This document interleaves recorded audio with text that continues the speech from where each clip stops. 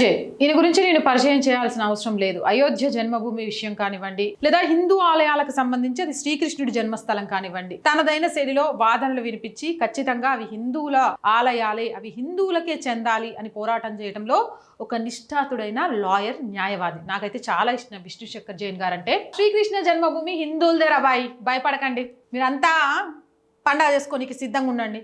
ఈసారి శ్రీకృష్ణుడి పుట్టినరోజు వచ్చేసరికి జన్మభూమిలో మనం మస్తు పండగ చేసుకుందాం. అరే రామ జన్మభూమి కంటే కూడా ఈ కేసు చాలా ఈజీ రాబాయి. ఈ ఆస్తి మొత్తం కొనుగోలు చేసినట్లు పక్కా డాక్యుమెంట్స్ ఉన్నాయి విష్ణు శంకర్ జైన్ గారి దగ్గర. మరాఠాలు గోవర్ధన్ యుద్ధంలో విజయం సాధించిన ఆధారాలు ఉన్నాయని, అలాగే రాజా పట్నిమాల్ ఆ ఆస్తిని వేలంలో కొనుగోలు చేసినట్లు పత్రాలు ఉన్నాయని, అంతేకాదు దేవాలయాన్ని ధ్వంసం చేయాలని ఔరంగజేబ్ జారీ చేసిన ఫర్మానా అంటే ఆజ్ఞాపత్రం కూడా మా దగ్గర ఉంది. ఎంత దుర్మార్గుడు! ఆలయాన్ని కూల్చేయమని చెప్పిండట ఆయన ఔరంగజేబు, ఒక రాజు. ఆయన గురించి పుస్తకాల్లో రాసి అనవసరంగా మా జీవితాన్ని ఆగం చేసిండ్రు. ఒక గుడి కూల్చమని ఆజ్ఞాపత్రం ఇచ్చిండట. నమ్ముతారా ఇప్పటికైనా? ఆ రోజు ఔరంగజేబు, బాబరు, అక్బర్ కాలం నుంచే జరుగుతుంది. కానీ వాళ్ళ వల్ల కాలే, వాళ్ళ అబ్బల వల్ల కూడా కాదు ఈ దేశాన్ని ఇస్లాంగా మార్చడం. ఎందుకంటే ఇది సనాతన హైందవ ధర్మ దేశం.